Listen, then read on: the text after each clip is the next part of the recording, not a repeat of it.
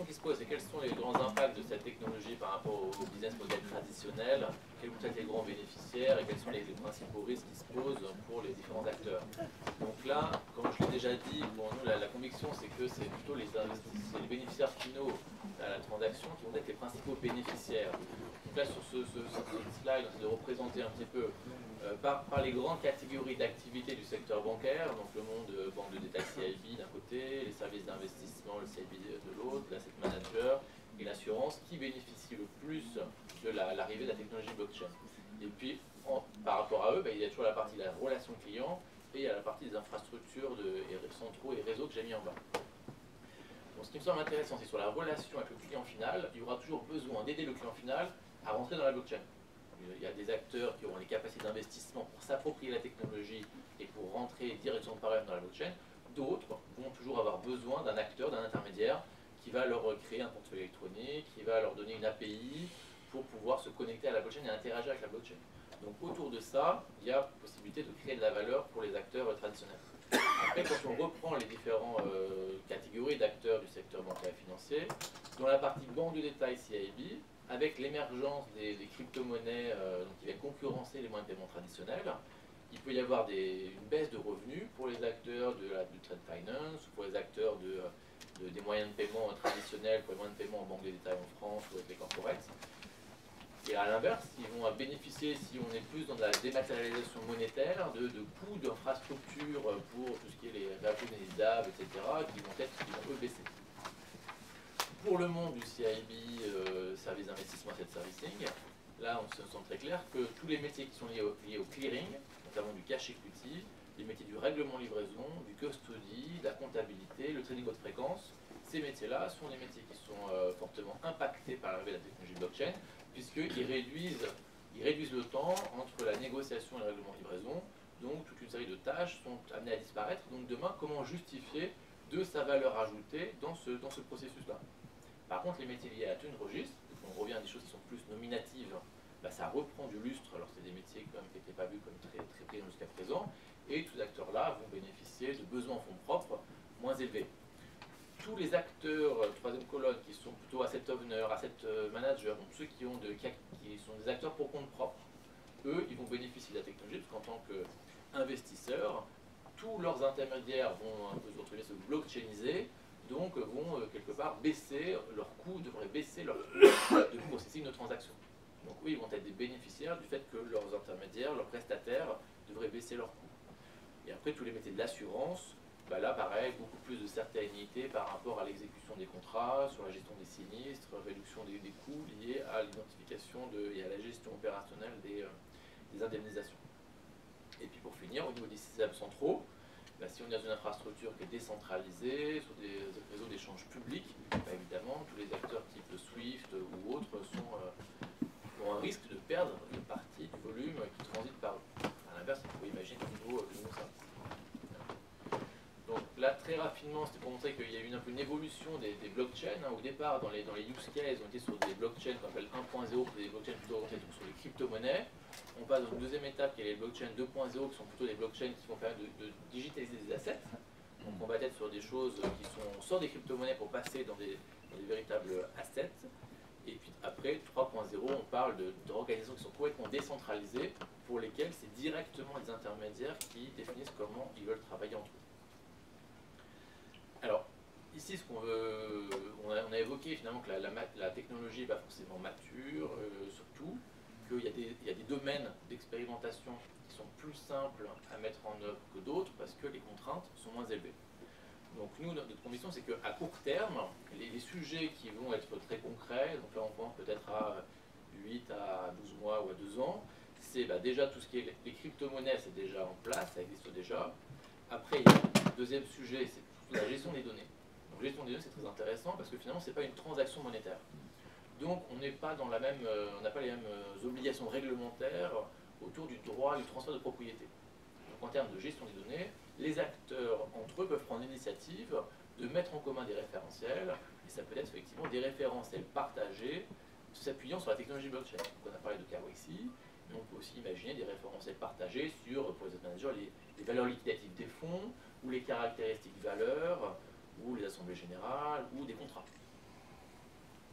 troisième élément qui nous semble facile à modéliser à court terme, c'est les classes d'actifs pour lesquelles il n'y a pas de centralisation de la négociation, de compensation, sur lesquelles il y a peu de volume et qui sont faciles à modéliser. Donc je prends l'exemple des mini-bons. Le mini-bon, c'est caractéristique des produits faciles à modéliser. C'est un asset qui a une durée de vie maximum de 5 ans. Donc, si la technologie dans 7 ans se rend compte que c'est nul, que ça ne marche pas, bah, c'est pas grave, automatiquement ces produits-là vont mourir parce qu'ils auront atteint leur date d'échéance. C'est des produits qui sont avec un remboursement in fine, donc le smart contract qui consiste à dire il faut payer le dividende au porteur du mini-bon à l'échéance, j'ai qu'une échéance à modéliser qui est la date de fin. Donc c'est vraiment le plus basique qu'on puisse imaginer en termes de modélisation du smart contract. Donc il y a d'autres choses qui sont un petit peu plus complexes, mais dont le pas ne semble pas trop dur à atteindre. Donc ce sera les titres de mon côté, le private equity real estate, les dérivés OTC, le fixed income. Pareil, on n'est que dans des paiements de dividendes à échéance, donc on est dans des choses relativement faciles. À plus long terme, bah, ça va être effectivement les actifs sur lesquels il y a du volume, les actifs qui sont durs à modéliser, les actifs pour lesquels il y a déjà beaucoup d'acteurs existants, des systèmes centraux.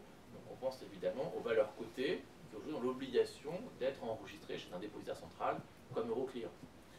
Et donc là, on n'imagine pas, ce sera peut-être Euroclear qui sera à l'initiative pour blockchainiser son infrastructure.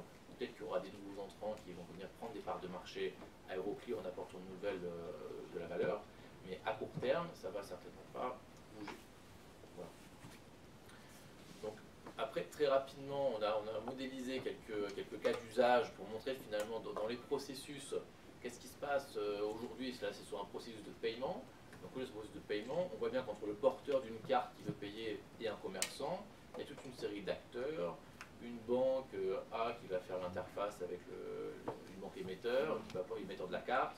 On va avoir celui qui va donner le terminal de paiement. Tout ça va être progressivement, chaque banque va ensuite envoyer son information au système central core qui va permettre d'après de netter l'ensemble des transactions entre les acteurs bancaires pour avoir peu d'informations à se régler livrer quotidiennement.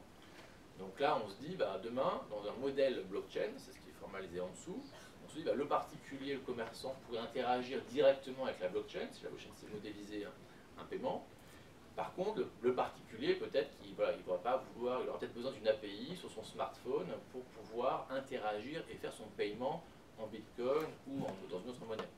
Tandis que le commerçant, si lui, c'est un gros commerçant, il faut imaginer qu'il interagisse et qu'il soit directement connecté à la blockchain pour opérer la transaction. Par contre, il aura certainement besoin, quelque part, vu des délais qu'on a de latence pour répliquer l'information. Donc quand je fais un paiement en Bitcoin aujourd'hui, il y a un petit risque que le commerçant ne reçoive pas l'argent si en même temps vu qu'il faut un peu de temps, au moins 10 minutes pour enregistrer un nouveau bloc, que j'ai dépensé cet argent ailleurs en parallèle. Donc le commerçant lui pourrait être intéressé par des services d'assurance pour pouvoir s'assurer que si quelques contrats ne sont pas honorés, quelque part, qu'ils soient couverts par ça. Derrière, j'ai mis juste un slide pour montrer un peu tout l'écosystème qui s'est développé autour du paiement. Donc les paiements, c'est ce qu'il y a de plus mature. Ce qui est intéressant, ce qui est frappant, quand on essaie de faire la cartographie des acteurs, c'est qu'on se rend compte que tout plein d'acteurs qu'on ne connaît pas forcément, qui ne sont pas des acteurs du grand public, sont aujourd'hui, existent et vendent des services, emploient des gens, ont des infrastructures, font du chiffre d'affaires. C'est un nouvel écosystème qui se crée autour des transactions monétaires. Donc certainement, il y aura la même chose qui va se créer autour des transactions financières, autour de l'assurance, toute une série de nouveaux acteurs. Et là, quand on les regarde, il n'y a quasiment aucun acteur qui est des acteurs connus du grand public. Alors, autre exemple, on va en faire encore deux pour aller rapidement. Sur les data, c'est très important, donc on parlait de référentiel KYC tout à l'heure. Sur les data, aujourd'hui, une banque, elle doit faire du KYC vis-à-vis de ses clients finaux, donc clients particuliers, clients professionnels. Et puis la banque elle-même, à son tour, si elle fait des transactions monétaires, si elle fait des ordres de bourse, si elle a des assets déposés dans différents pays, elle va devoir s'appuyer sur différents correspondants et contreparties.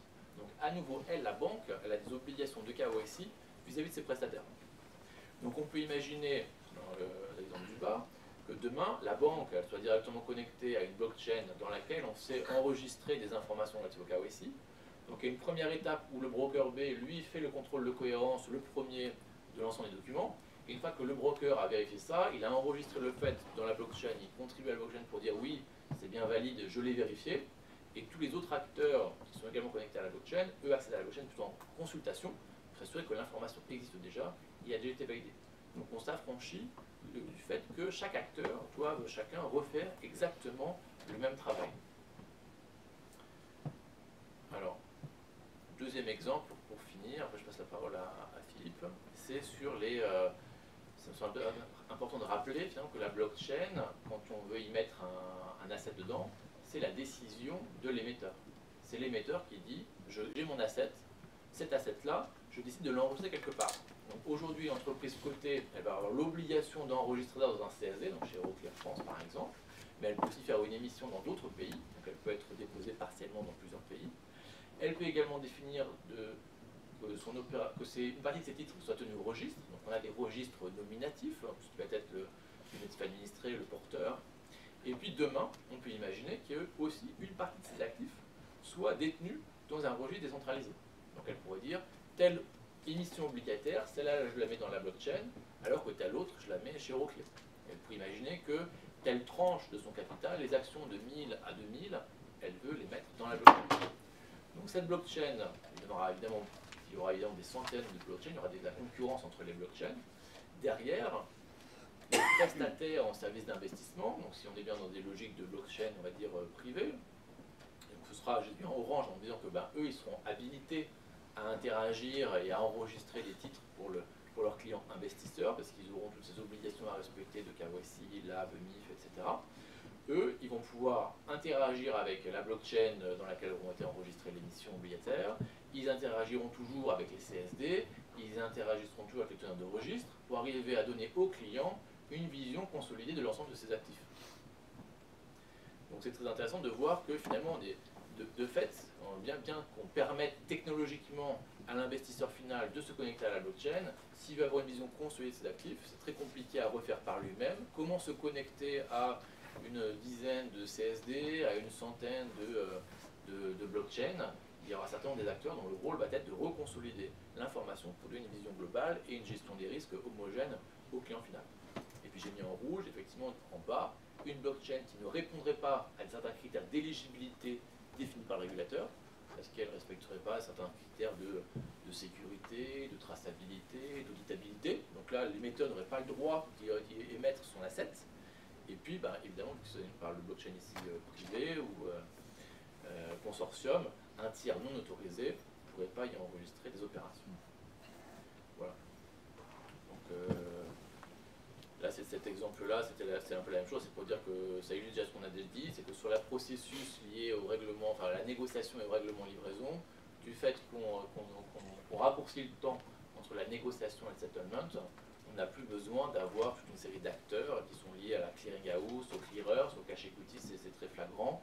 Si on n'a plus de risque, si on arrive à faire un règlement livraison par rapport à la date de négociation 10 minutes après ou quelques minutes après la date de négociation, et enregistrer ça directement dans le registre central, le risque il est vraiment tout petit, donc il y a la pertinence d'avoir un business qui se développe autour de la compensation des opérations.